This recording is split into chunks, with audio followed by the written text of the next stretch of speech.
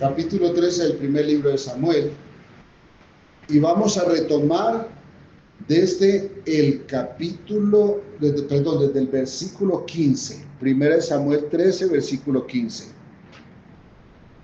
Levantándose Samuel, subió de Gilgal a Gabaa de Benjamín, y Saúl contó la gente que se hallaba con él, como 600 hombres. Saúl pues y Jonatán su hijo, y el pueblo que con ellos se hallaba, se quedaron en Gabaa de Benjamín. Pero los filisteos habían acampado en Micmas, y salieron merodeadores del campamento de los filisteos en 3 escuadrones. Un escuadrón marchaba por el camino de Ofra hacia la tierra de Sual. Otro escuadrón marchaba hacia Bet-Orón, y el tercer escuadrón marchaba hacia la región que mira al valle de Seboín, hacia el desierto. Y en toda la tierra, de Israel no se hallaba herrero, porque los filisteos habían dicho, para que los hebreos no hagan espada o lanza. Por lo cual todos los de Israel tenían que descender a los filisteos para afilar cada uno la reja de su arado, su asadón, su hacha o su hoz. Y el precio era 1 pim por las rejas de arado y por los asadones, y la tercera parte de 1 siclo por afilar las hachas y componer las aguijadas. Así aconteció, que en el día de la batalla no se halló espada ni lanza en mano de ninguno del pueblo que estaba con Saúl y con Jonatán, excepto Saúl y Jonatán su hijo, que las tenían. Y la guarnición de los filisteos avanzó hasta el paso de Micmas. Bueno, mis hermanos, aquí retomamos esta historia triste. La historia de este hombre que lo nombran rey.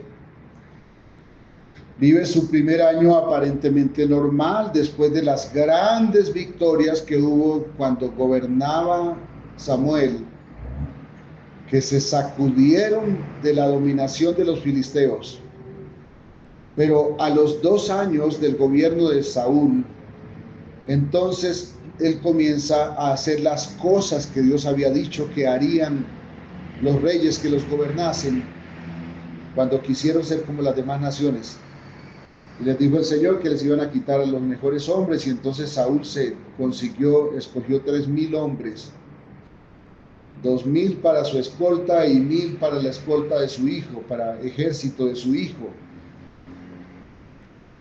Y entonces subieron a un lugar visible, al lugar donde se podían ver, y los filisteos se dieron cuenta que se habían reunido en ejército, y también se reunieron, pero en una multitud que ni siquiera la Biblia dice cuántos son, solamente dice cuántos caballos y cuántos carros. Y era demasiado. Y si miramos este texto que acabamos de leer, el cuadro para Israel era totalmente lo contrario. Un ejército totalmente desarmado. Y todavía Saúl le suma el hecho de que Samuel, aquí no lo dice la Biblia, pero por lo que dice después, tal vez le había dicho, espérame 7 días. Y Saúl se afanó porque vio que Samuel no llegaba a la hora que esperaba, y entonces se fue a presentar el sacrificio al Señor, lo que le correspondía hacer Samuel. Y Samuel le dijo, has hecho locamente. Recordemos una cosa, ¿cuántas veces nosotros hacemos las cosas a nuestra manera? Porque sentimos que el Señor se tarda. Y el Señor nunca se tarda. El Señor llega siempre a tiempo. Pero corremos a hacer lo que no nos corresponde. Y si alguien pregunta por qué, la respuesta es porque tengo que hacer algo. No puedo quedarme quieto mientras me pasa esto. No puedo quedarme quieto mientras mi hijo tal cosa.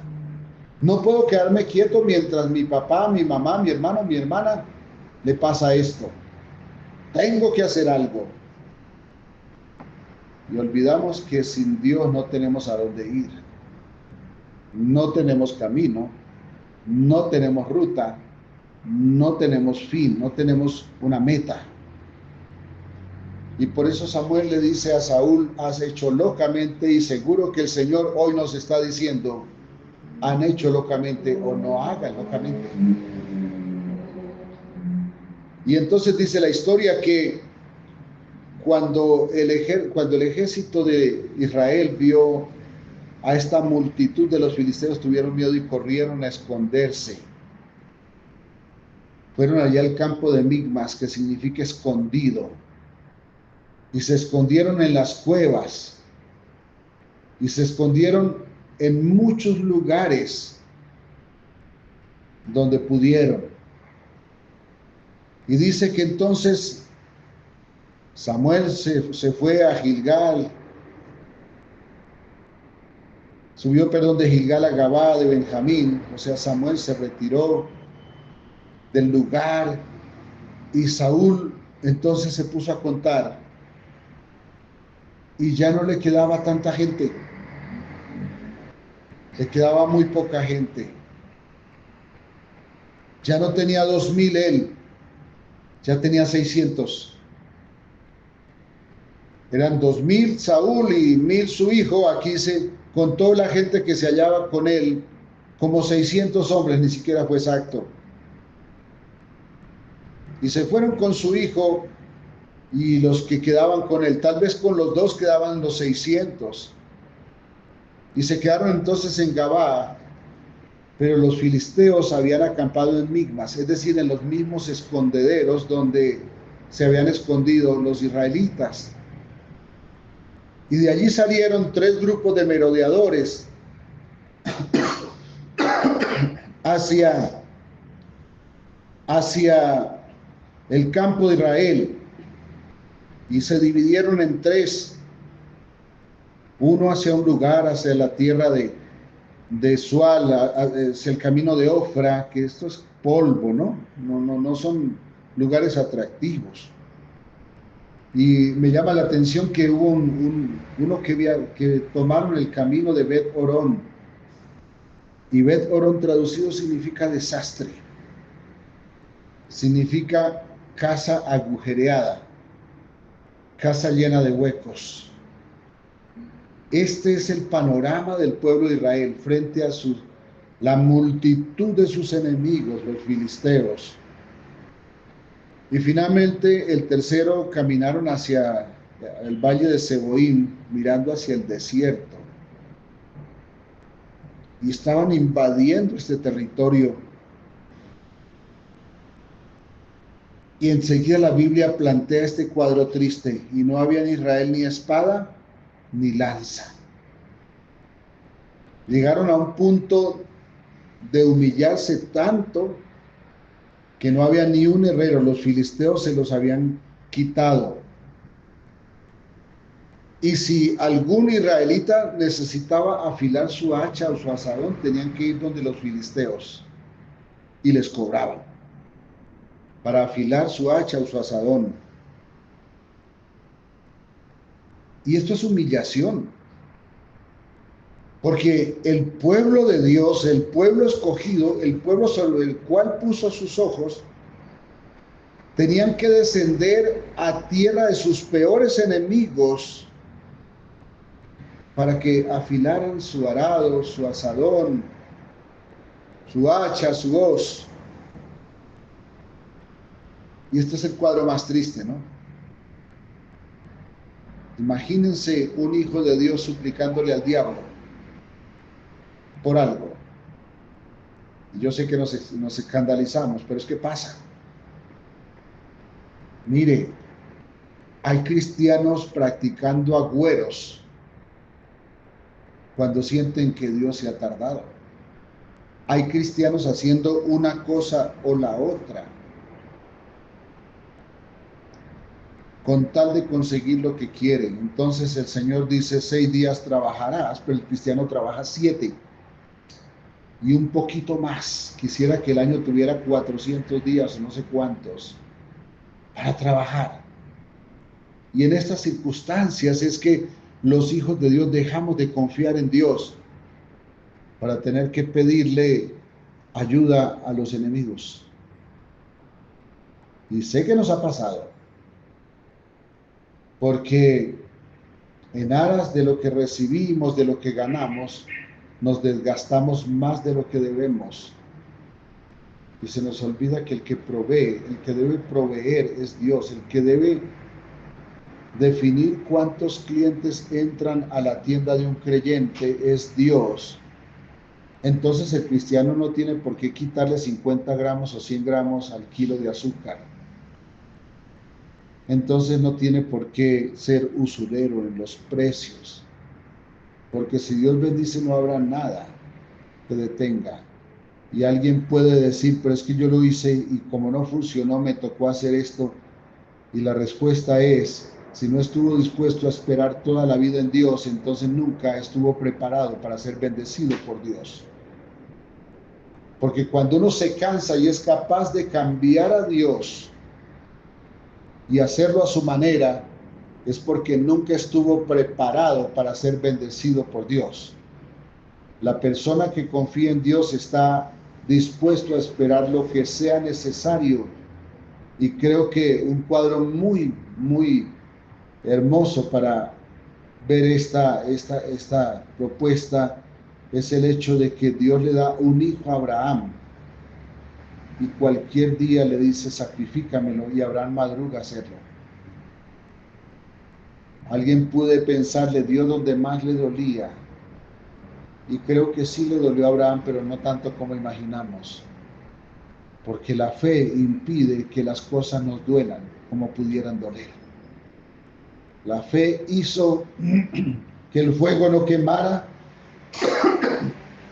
La fe hizo que el fuego no quemara la piel de los que echaron al horno.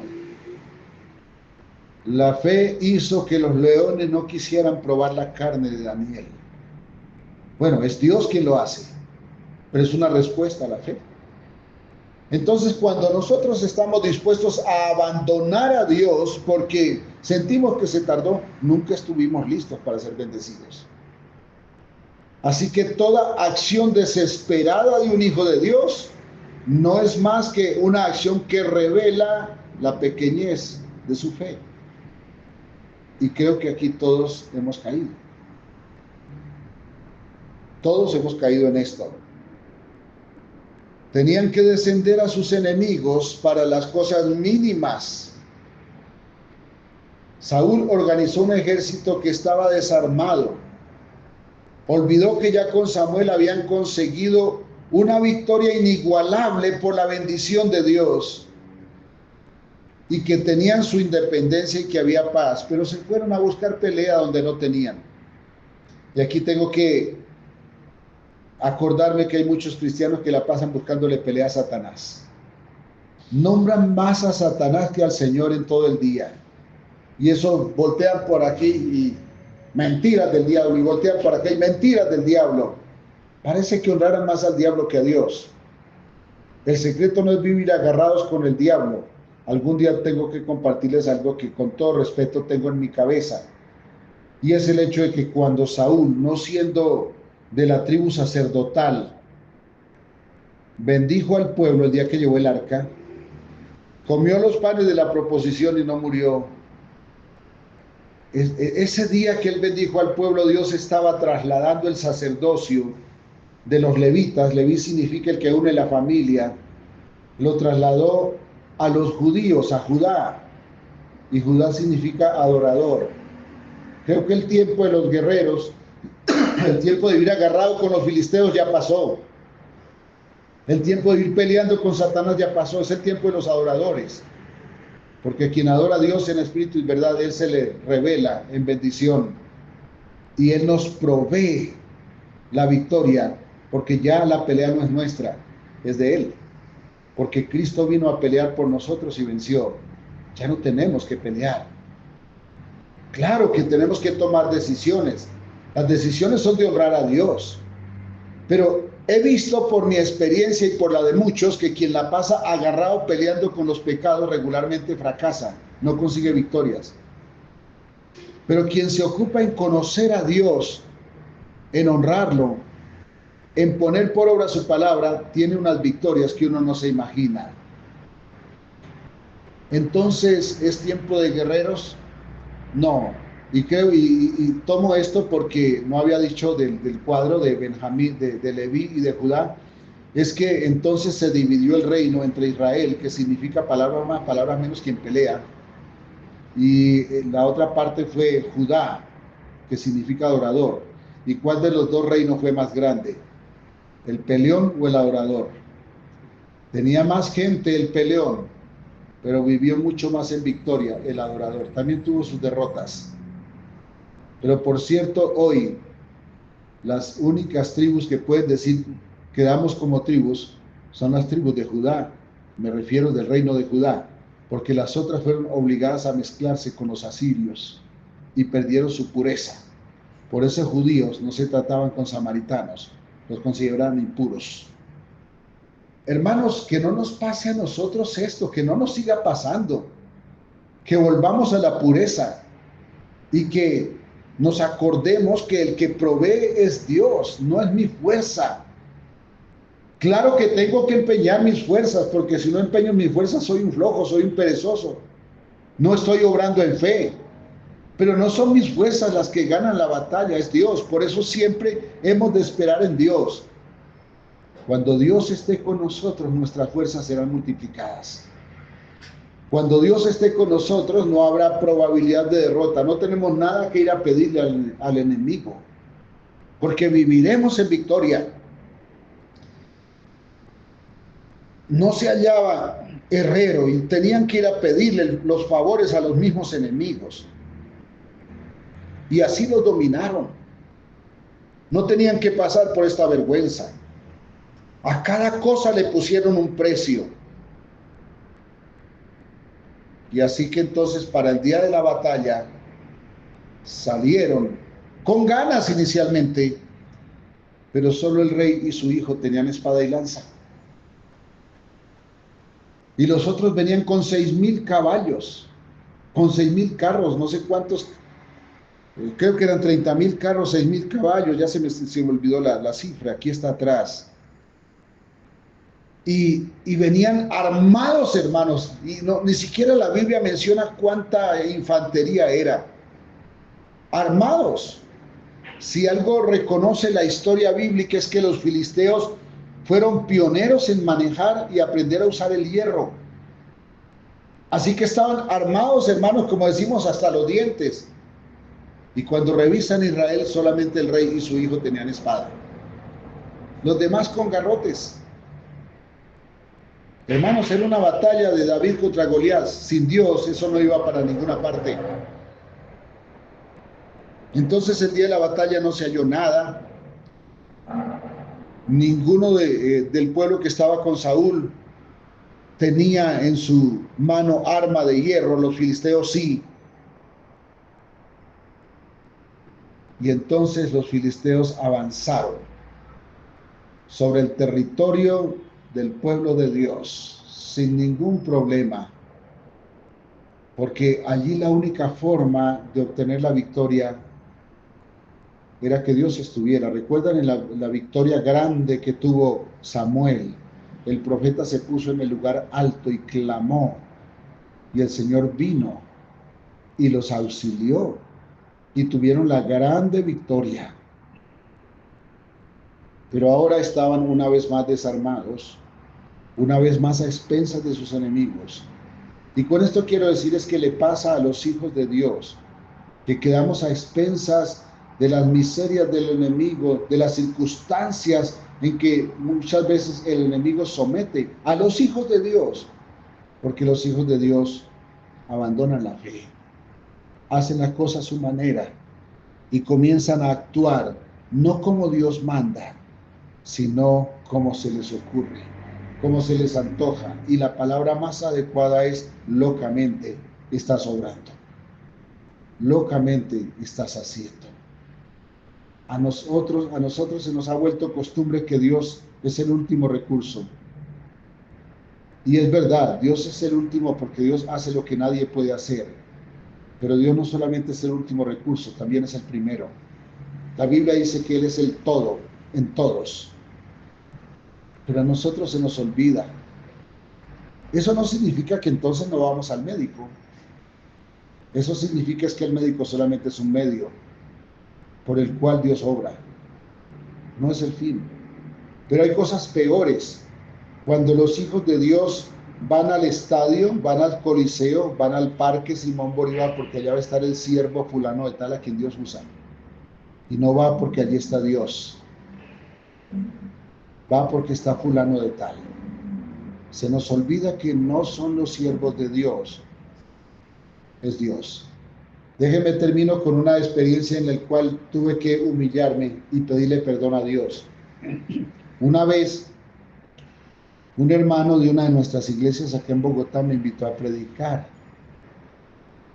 Y entonces, cuando terminé de predicar, él me dijo, por favor, hay varias personas enfermas, ¿puede orar por los enfermos?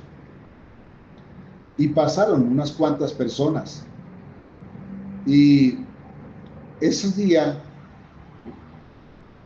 una persona antes de orar me dijo, es que tengo que decirle algo. Y me echó un baldado de agua fría encima y les voy a decir por qué. Había una mujer con su pierna, sus dos piernas llenas de esas llagas, de esas úlceras varicosas, terribles. Ya tenía sus piernas totalmente forradas porque eran muy grandes y dolían muy fuerte. Los dolores peores se sienten apenas termina debajo de la piel, porque están las terminales nerviosas. Y ella me dijo, es que, y me mencionó todas las iglesias más numerosas de Bogotá. Me dijo, ya fui a tal parte y no fui sana, fui a tal parte y no fui sana. Bueno, me las mencionó todas. Cuando yo escucho que menciona todas las iglesias numerosas de Bogotá y dice, no fui sana, yo enseguida eché reversa espiritual y digo, entonces, ¿yo qué hago aquí? Y le dije al Señor, yo no tengo nada que hacer. La verdad, ese día tuve que tener una lección porque pensé que era por los hombres, que era por el siervo fulano de tal, que si reúne 10,000 personas fulano, entonces que Dios lo usa. Y si yo no reúno sino 5, entonces que Dios no me usa.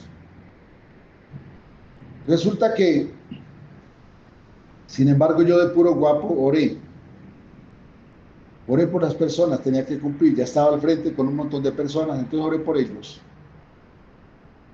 Algo que pasó, y fue la lección que Dios me dio, es que esa mujer fue sana esa noche. Y Dios obró. Y Dios tuvo que hacerme sentir que no es con ejército, que no es con espada, que es con su Santo Espíritu, que no es la multitud, que no es porque es alguien, es porque lo hace Dios donde quiere y cuando quiere.